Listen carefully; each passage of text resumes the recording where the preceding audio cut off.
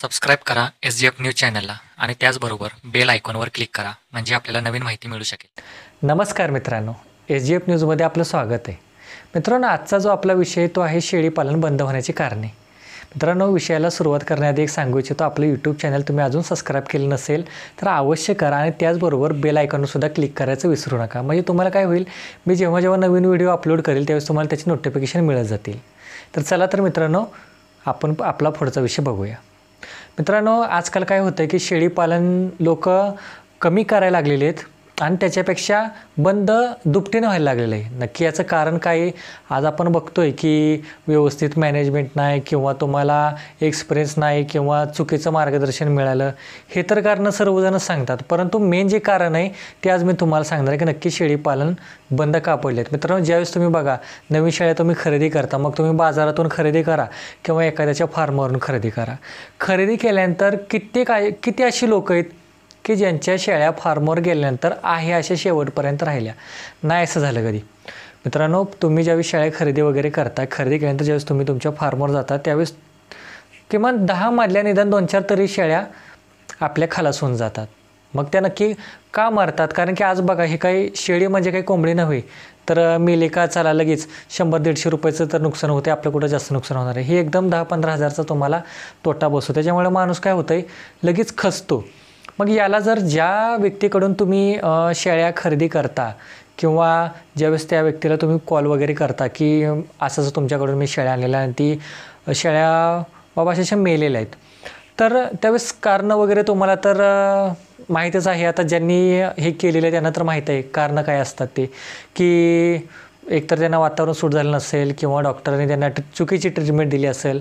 पण मित्रांनो, आज वातावरण सूट होणे न होणे हे ज्यावेळेस तुम्ही तुमच्या फार्मवर या शेळ्या घेऊन जाता, गेल्यानंतर त्यांना काय ट्रीटमेंट करायची काय नाही हे ज्याच्याकडून तुम्ही शेळ्या खरेदी केलेली आहेत त्याचं सांगणं हे कामच आहे.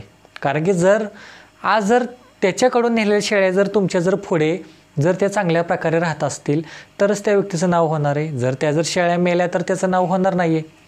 म्हणून मित्रांनो, शेळीपालन बंद होण्याचं जे मेन कारण आहे ते म्हणजे एखाद्या व्यक्तीकडून ज्यावेळेस तुम्ही शेळ्या खरेदी करता आणि त्या शेळ्या खरेदी केल्यानंतर तुमच्या फार्मवर गेल्यानंतर त्या 8 ते 10 दिवसात मरण पावतात.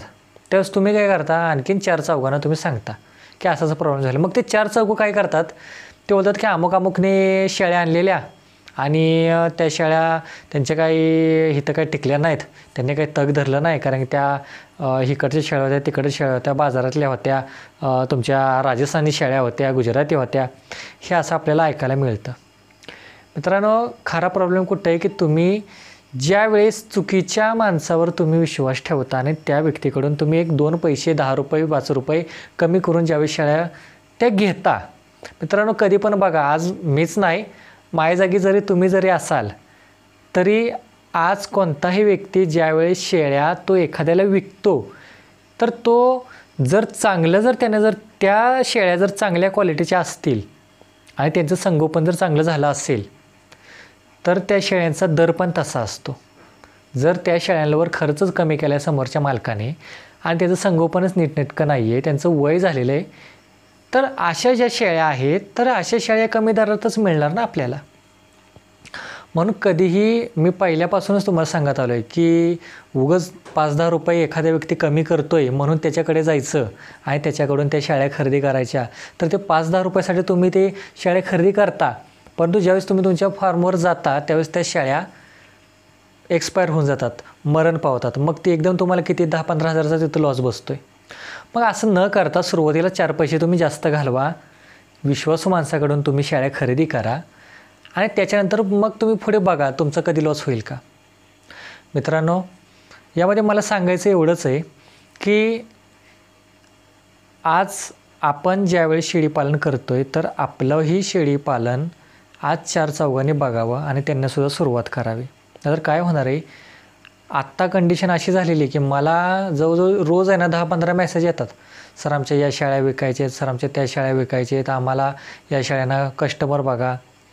परंतु हे का झालेलं आहे, तर ज्यावेळेस त्यांनी त्या शेळ्या घेऊन गेले त्यांच्या फार्मवर तर त्या शेळ्यांची ज्या पद्धतीने घेऊन गेले त्या पद्धतीनेची सुधारणूक पण झाली नाही, उलट त्याच्यापेक्षा जास्त त्या शेळ्या खराब झाल्या. आता एक त्या शेळ्या आपल्या खराब झाल्या म्हणजे काय, तो व्यक्ती भले तो चांगला चारा देतोय, पाणी देतोय, त्यांच्यावर एवढा खर्च करतोय की त्याची विक्रीची जी किंमत आहे ती विक्रीची किंमतीपेक्षा खर्चाची किंमतच ही जास्त झालेली.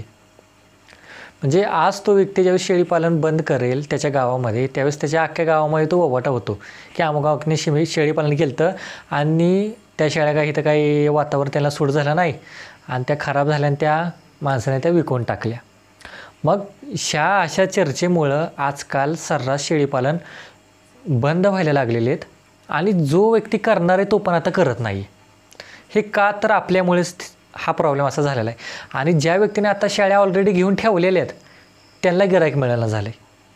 कारण त्यांनी त्यांच्या शेळ्यांची अशी कंडिशन केली आहे की काहींचे तर व्हिडिओ असे मला आलेले आहेत की वारा जरी आला तर त्या शेळ्या उडून जातील, हाडं त्यांची मोजता येतात मला व्हिडिओमध्ये, अशी त्या शेळ्यांची कंडिशन केली. मग अशा शेळ्यांना मला सांगा कोण कस्टमर लागणार आहे किंवा चार चौघं बघणार आहे, ते सुद्धा काय बघणार, त्याला काय ह्या शेळ्या इथं सुधरत नाही आहेत. मग त्यापेक्षा तुम्ही काय करा की एक घेतानाच तुम्ही चांगल्या प्रकारे, तुम्ही चांगल्या क्वालिटीच्या आणि विचार करून तुम्ही शेळ्या घ्या. तुम्हाला शेळ्या घ्यायची आहेत का बोकड पाळायचे आहेत, तुम्हाला पाटी पाळायची आहेत का गाभण शेळ्या पाळायचे आहेत, याच्याबद्दल पण आपले जे मागचे व्हिडिओ तुम्ही ते बघा. तुम्हाला त्यामध्ये सर्व कळेल नक्की आपल्याला काय पाळलं तर कशा प्रकारे आपल्याला त्याचा फायदा होणार आहे. तर उगाच तुम्ही बाकीचा शेजारचा करतोय म्हणून आपण पण शेळ्या पाळायच्या आणि आपल्या फार्मवर आणून ठेवायच्या, तर त्याला काही एक अर्थ नाही आहे. फक्त मला सांगावंसं एवढंच वाटतं आहे की जे आपण बोलतो की मला चुकीचं मार्गदर्शन भेटलं म्हणून माझं शेळीपालन सक्सेस झालं नाही, किंवा मला योग्य प्रकारे ट्रीटमेंट भेटली नाही म्हणून माझं शेळीपालन बंद झालं, किंवा मी आणलेल्या शेळ्या त्या माझ्या वातावरणात, माझ्या क्लायमेटमुळे, मग क्लायमेटमध्ये त्या काही सेट झाल्या नाहीत त्याच्यामुळे माझं शेळीपालन बंद झालं. तर शेळीपालन बंद होण्याचं एक मी तुम्हाला एक कारण सांगतो की तुम्हाला चांगल्या प्रतीच्या शेळ्या मिळालेल्या नाहीत म्हणून तुमचं शेळीपालन बंद झालं. आज तुमची 30 किलोची शेळी, तिला जबरदस्तीने पाणी पाजून बिअरच्या बाटलीने जबरदस्तीने पाणी पाजून तिचं जर वजन 34 आणि 35 किलो जर केलं जात असेल, आज तुम्ही बघा, आज आपण स्वतःच जबरदस्तीने जर पाणी पिलं तर आपल्याला सुद्धा उठता येणार नाही, लघवी बंद होण्याची आपली कंडिशन होते, कदाचित जीव पण जातो. मी मागच्या व्हिडिओमध्ये पण सांगितलं लोक कशा प्रकारे शेळ्या देताना त्यांचं वजन 5 मिनिटात वाढवतात. मग त्या टुमटुमीत झालेल्या शेळ्या मग आपल्याला पण घेताना सुरुवातीला बरं वाटतं आणि ज्यावेळेस फार्मवर जातो त्यावेळेस त्या शेळ्या कानायला लागतात आणि ज्यावेळेस कानायला लागतात त्यावेळेस त्या शेळ्या ॲटोमॅटिकली त्या सकाळपर्यंत किंवा 2 दिवसात खलास होऊन जातात. त्यांना तापच एवढा चढतो की तो कुठल्याही डॉक्टर तो ताप कमी करता येत नाही. हा प्रॉब्लेम होतो. तर तुम्हाला काही ट्रॅव्हलिंग ट्रेस करत नाही. आज मी सुद्धा 1400 किलोमीटरवरनं शेळ्या आणतो. त्या 1400 किलोमीटरवरनं आणलेल्या शेळ्यांना काही होत नाही. आणि ज्यावेळेस तुम्ही एखाद्या व्यक्तीकडून शेळ्या खरेदी करता आणि त्या शेळ्या बघितल्या तर 30-35 किलोमीटरवर जात आहेत तरच त्यांना ट्रॅव्हलिंग ट्रेस येतो आहे आणि त्या शेळ्या दागवतात का? असं काय नसतं. आज तुमची जी फसवणूक होते ती फसवणूक कुठं होतं आहे की 5 मिनिटात 5 किलो वजन वाढवायचं, ही तर तुमची फसवणूक होते.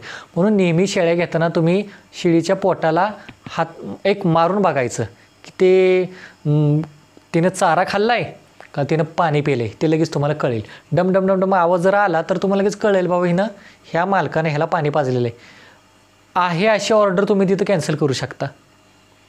कारण की आज तो व्यक्ती आज भले तो 230 रुपयाने देऊ द्या किंवा 210 रुपये किलोने शेळ्या देऊ द्या, पण तुम्ही हे बघा तो व्यक्ती तुम्हाला 10-20 रुपयाने कमी माल देतोय, पण तो आज तुमच्याकडनं 400 ते 500 रुपये उलट एक्स्ट्रा जास्त काढतो हे तुम्हाला कळत नाही. तर तुम्ही फसवू नका, दुसऱ्याला पण कधी फसवू नका आणि आपलं शेळीपालन कशा प्रकारे चांगल्या प्रकारे पुढे त्याचं नाव निघेल, आणखीन 4 लोक बघणारे आपल्याकडूनच शेळ्या त्या खरेदी करतील आणि शेळीपालनाला सुरुवात करतील, हे तुम्ही बघा. याच्याकडे तुम्ही जरा एक प्रगती वाढवा तुम्ही. आणि तुम्हाला जर काही गरज लागलीच तर खाली माझा नंबर शो होतो आहे, मला एनीटाईम तुम्ही कधीही कॉल करा. माझा फोन जर माझ्या कामानिमित्त मला नाही रिसीव करता आला तर मला व्हॉट्सअपवर मेसेज करून ठेवत जावा, माझा रिप्लाय तुम्हाला येतच जाईल. पण फक्त एवढंच सांगायचं की योग्य व्यक्तीकडून शेळ्या खरेदी करा. योग्य माणसाचा तुम्ही सल्ला घ्या आणि 10-20 रुपयेने एखादा दलाल तुम्हाला शेळ्या देतो आहे त्याच्या भूलथापांवर तुम्ही फसू नका. बस एवढंच मी सांगून जे आजचा जो टॉपिक आहे, आजचा जो विषय आहे मी संपवतो आहे. आणि अजूनसुद्धा आपलं यूट्यूब चॅनल तुम्ही अजून सबस्क्राईब केलं नसेल तर अवश्य करा. धन्यवाद.